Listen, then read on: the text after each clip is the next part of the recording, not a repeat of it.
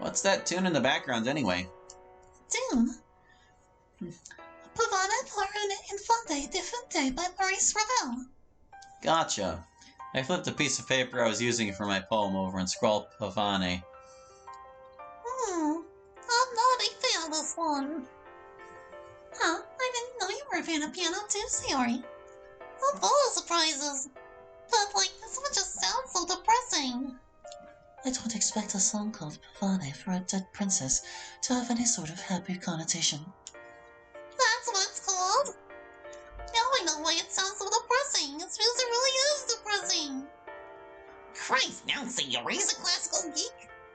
Damn, am I the only one here who doesn't listen to that sort of stuff? Maybe it's okay if you don't. Music is considered the best outlet for emotions, whether sad, happy, or angry. A person's preferred genre can say a lot about them.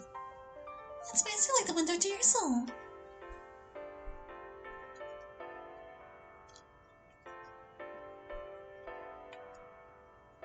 Oh, okay. Well, it seems like Mom's appointment is now. Talk to you all later. One by one, everybody in the call leaves. I hang up and focus my attention back to my computer screen.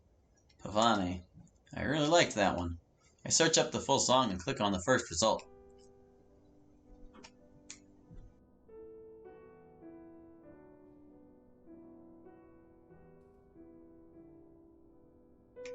I looked back at my paper.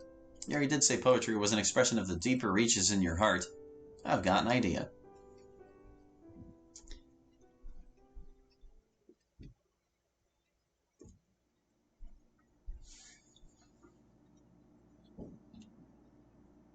Wednesday, 20th of September. 5 days before the festival. Go! Oh. Hi, Ollie. Yo, how are we today? A few members tell me the whole story. I glance around the room. Shouldn't Monica be here? That's what we've been wondering as well. I still think she's just busy with something. I don't know about that. She stated that it's her obligation to always be here first. It's not in Monica's character to break a promise like that. Well, it's also not in her character to get all mad at us for no damn reason. So no, I don't think character is something she cares about. Natsuki, now isn't the time to begin. She might not be the best person, but she's always consistent about her leadership duties. So to see her late to the club is quite concerning. Do you think she went home early? I'm not sure. I don't think so. Monica would have told us at least. Yeah, because Monica would totally do that. Let's just act like she isn't trying to ignore our concerns every day. Even then, Monica would have kept us updated. She just wouldn't tell anyone why. Maybe she's being held up by a teacher. For what? She's literally a goddamn straight-A student. There are a multitude of other reasons to get held up by a teacher that don't involve grades, Natsuki. Like what? University recommendations, for one. Why does Monica, of all people, need one of those? She's smart enough to go to those high-class tech universities or whatever. Maybe she doesn't want to do that. Why not? Like, I give her friends, but if I had half her motivation, I'd take the offer first chance I get. At risk of overworking yourself? Monica doesn't need even more stress. Exactly. It's bad enough she's like this. Any more and I fear what's to come. I hate to admit it, but you're right. I'm just gonna go back to doing my own thing. Call me when we're gonna do some shit or whatever. Oh, fan and foul-mouthed Natsuki, will you ever cease to plague us? Oh gosh, I shouldn't have ran like that. Monica! All Monica can get out are raspy coughs, wheezes, and breaths. What the hell? Did you run a marathon on the way here? No, I just... Oh god. Although her breathing's slowly getting controlled, her coughing isn't. She tries to lift herself back up on her feet, but each attempt only puts her back on the floor. Okay, what happened? I missed the bell ringing. Where did you come from? The music room. That's not far from here. It's only one flight of stairs. I No, I didn't want to be any later than I should. So you ran? Monica nods, extending a hand out. Sayori pulls her up and sits her down. Well, you shouldn't be running. Oh, duh, music room, of course. How didn't we think of that sooner? Monica did say she was supposed to start practice yesterday. Am I right? Yeah, but then Mom's hospital appointment. So I had to put it off for tomorrow.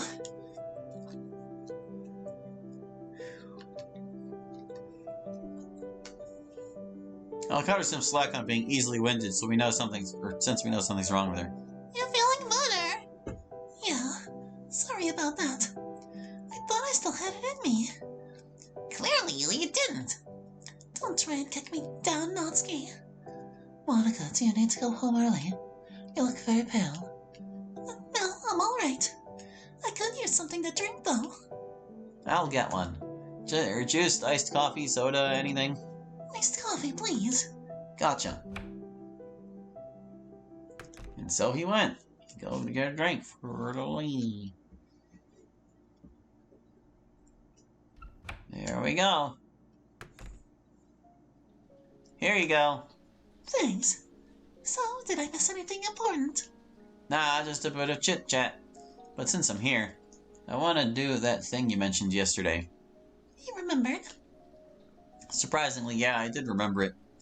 You wanted me to tell you about it anyway. Yeah, I did. I'm glad you remembered, though. Wait, hold on. Quick check. What is it you wanted to do? More of those poetry book readings. Okay, good. You remembered that part, too. Man, does it feel so good to have a new member finally put in some effort. You're still on trial, though. But you're proving each day that you deserve a spot here. I know it's a bit tricky for you, because you most likely don't think you belong here, right? Yeah, it's like, just look at Yuri. I don't think I'll be able to reach her level of passion. And that's the problem. You're setting yourself up for failure if you're trying to compare yourself to others. You can't be the next Yuri with your passion, but you can absolutely be the first Hallie. Strive to be the best for you. Strive to be the best you, and not better than anyone else. Sure, but like, how often do you compare yourself to other writers? Especially Emily Dickinson, since you said she influences your writing style. Influence is not the same as comparison. Yes, I do take portions of my writing style from Emily Dickinson's work, but I never compare myself to her. Isn't it good to use comparisons? It'll help strive you to be better. Help you strive to be better? Well, true, it can also drain your confidence a lot more. Let me ask you a question. Go on. When you read Emily Dickinson's work and compared it with your own, or with your work, what do you think? I'll never be as good as her. Exactly. And it's that sort of thinking that doesn't do anybody any favors. It's also why most people tend to give up so easily after their first try. Because they compare themselves to the greats. That's why I never compare anybody's work to other people's. Growth should be encouraged and not put down. And the only way to grow is to put aside all comparisons and call it down the middle. Quick question. With the way you're sounding, it's almost like you have experience regarding this. Is that true? Well, yeah, of course I have my own experiences. It's heartbreaking to hear at first because you know it's true. But I've learned that everybody has their own unique way of expressing ideas, especially in poetry. And that's a perfect way of introducing who we'll be reading today. Monica pulls out another poetry book from her bag and sets it down on the desk. Edgar Allan Poe. You know who he is? Another American poet, I assume. Yep, another one of the all-time greats. Although known mainly for his work in detective fiction, he's dabbled in quite a bit of poetry throughout his life. His style is different from Dickinson's. I'd say he's a lot easier to digest. Well, I wouldn't know that because I haven't read his stuff yet. Let's fix that today. Zipping around. Find a place to sit. Let's sit over there. Alright. We resume our positions against the wall, with Monica resting the book on her lap. Without any chatter, Monica flips over to another poem she has bookmarked.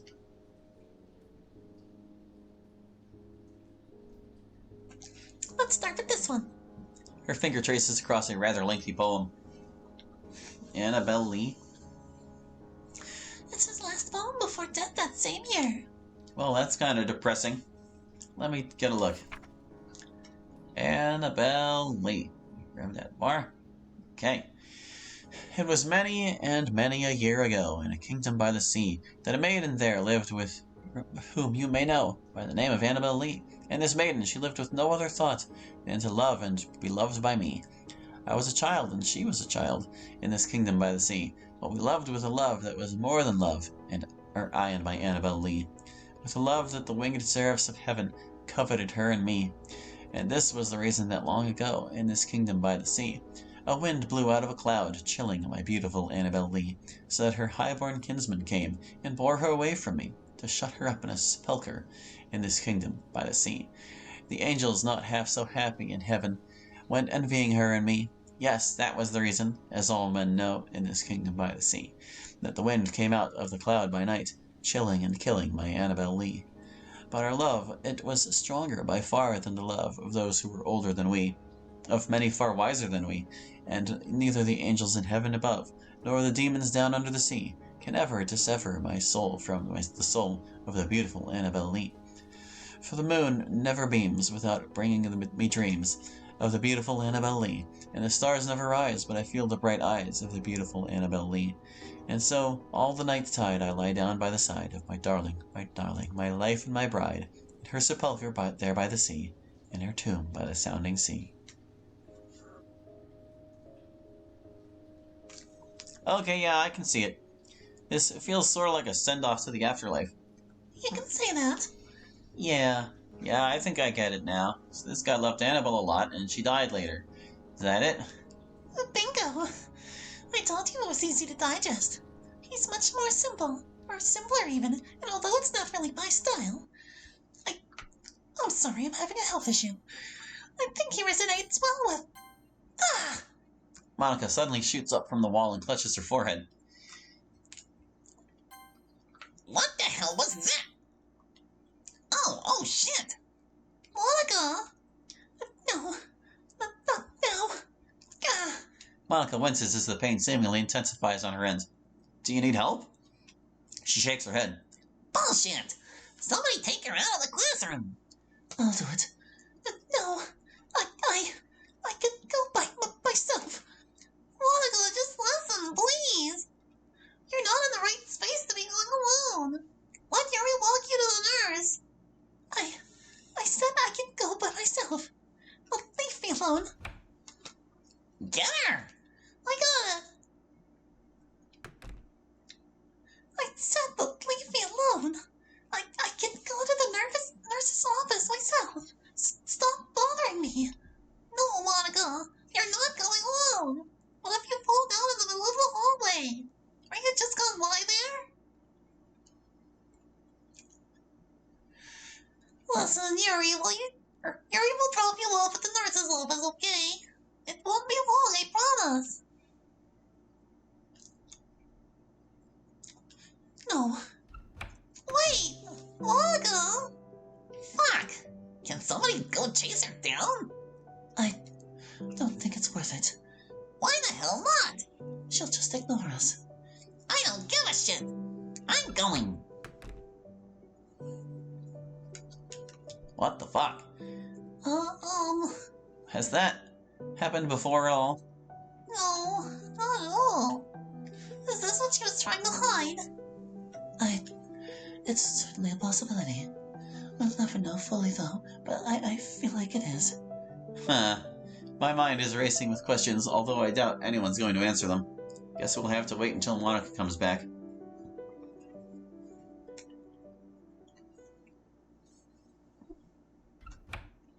Monica dying mod. Monica's going home early. Oh, you actually followed her? You didn't think I would? Much of a pain in the ass she is, I wasn't gonna sit there and do nothing. But yeah, there we go. Sounds fair. I don't think headaches just come from nowhere. I really hope she'll be okay. Although Natsuki, don't you think now is the time to insult Monica? Or, now isn't the time, yeah. What did you want me to say? You know how much of a dick she is. And this big thing she didn't want anybody to worry about? A goddamn headache.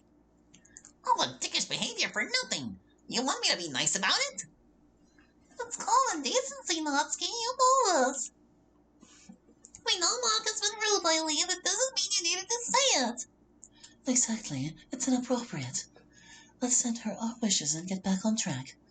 We only have today, tomorrow, and Friday left to discuss our plans for the festival. There's a lot to go over. Oh boy. I guess that means I'll have to take charge.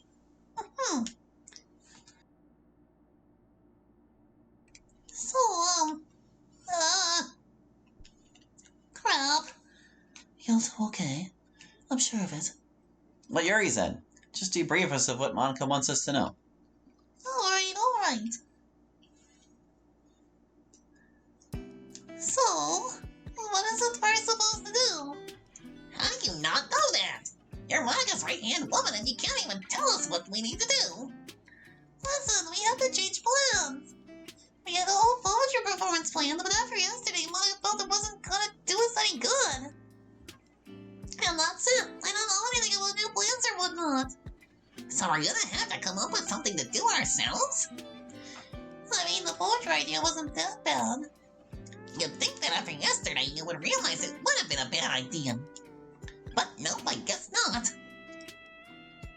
It's really not that bad.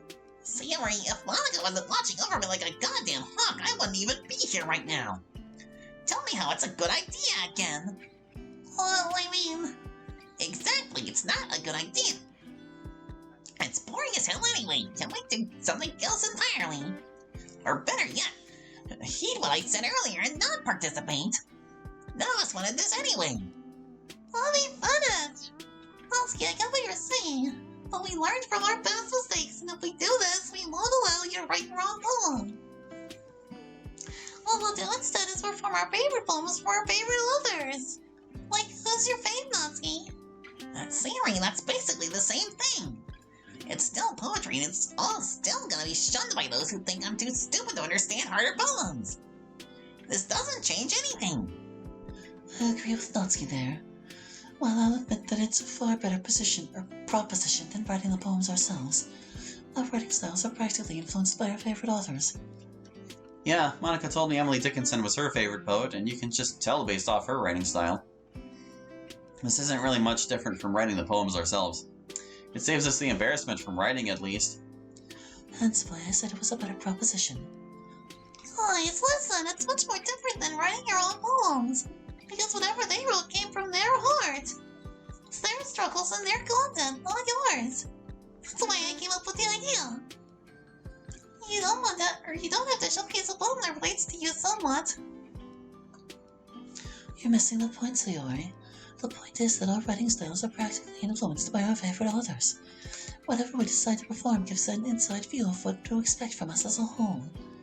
Let's say Natsuki were to like Shel Silverstein. Her poetry would be a reflection of what to expect from Natsuki and the type of poetry she would enjoy.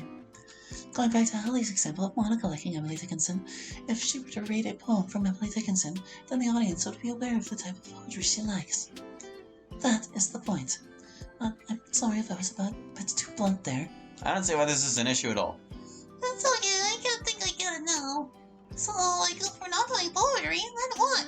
Good question. We'll figure that out next time because I'm out of time for this session. Thank you for watching. I hope you enjoyed. I'll catch you next time with more Everlasting and hopefully fewer illnesses. Hope to see you then. Bye bye.